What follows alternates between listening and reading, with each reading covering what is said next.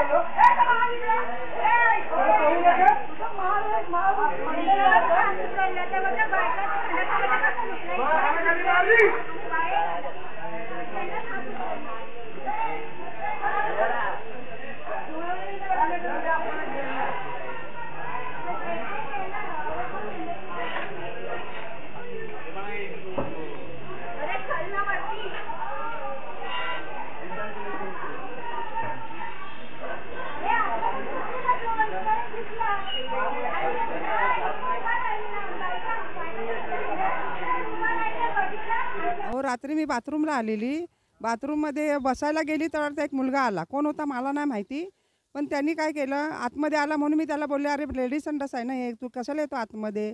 तर बोलतो तो शिव्या द्यायला लागला। शिव्या दिल्यावर मी त्याला कानाखाली मारली। त्यांनी उलट्या हाताने मला पण कानाखाली दिली आणि शिव्या द्यायला लागला। मग आमच्याकडची मुलं येऊन त्याला मारले त्यांनी, त्या लोकांनी, आणि त्याला दुसऱ्या मुलांनी सांगितलं इथून जा म्हणून। तो गेला पळून। मग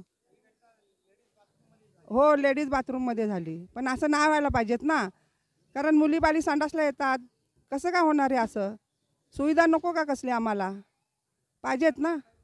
बबन परशुराम गायकवाड मिस्टर आहे मी त्यांचे। हां, 12 साडेबारा झाले। आम्ही घरी नव्हतो, आम्ही कॉलेजला काम चालले मंडपचं, आम्ही तिकडे होतो। रात्री सकाळी 5:30 वाजता आलो आणि आम्हाला ही घटना जेव्हा मिसेसने सांगितली त्या टायमाला आम्ही गोवंडी पोलीस स्टेशनला संपर्क साधला आहे आणि त्यांना आम्ही त्याची कंप्लेंट रिसर्च दिलेली आहे, पण ते अजूनपर्यंत काही इन्क्वायरी कधी काय केलेली नाही आहे। ते लोकांनी आम्हाला खाली लिहून दिलेलं आहे की आम्ही कंप्लेंट तुमची घेतलेली, आम्ही चौकशी करू, ते असे बोलले। पण मला एक बोलायचं आहे की आमच्या घाटल्या परिसरामध्ये की ह्या मुली बाळे आमच्या रात्रीच्या संडासला येतात, हे आहेत, आणि असं जर रोज जर घडा लागला तर आमचं मुली बाळांचं कसं व्हायचं? ह्याच्यासाठी आम्हाला संरक्षण नाही आहे काय, आणि आमच्या मुली अशा रात्रीच्या बाहेर फिरू शकत नाही आहेत। तर ह्याच्यासाठी कुठेतरी ह्याला बंदी पाहिजे, दमाव पाहिजे, आणि हे गुंडेगिरी पाहिजे, हे सगळं बंद झालं पाहिजे। आणि इथं नशामुक्तीचे लय इथं केंद्र आहेत मोठी मोठी, हे केंद्रसुद्धा आम्हाला बंद करायचे आहेत। आणि या पुऱ्या खारदेवनगर महादेवशेठ पाटीलवाडीमध्ये हे सगळं घडलेलं हे आताच नाही, बरेच वर्षावरून घडतं आहे, पण इथं कोण रिस्क घेत नाही आहे। त्याच्यामुळं आम्हाला हे करायला लागलं। मी क्रिमिनल महाराष्ट्र गव्हर्नमेंटला प्रेसिडेंट अध्यक्ष आहे मुंबईला, म्हणून मला हे पाऊल उचलायला लागला, म्हणून मी मीडियानं आमच्या घेऊन आलो आहे, आणि आमच्या मीडियानं सगळं हे संपूर्ण एरियाचं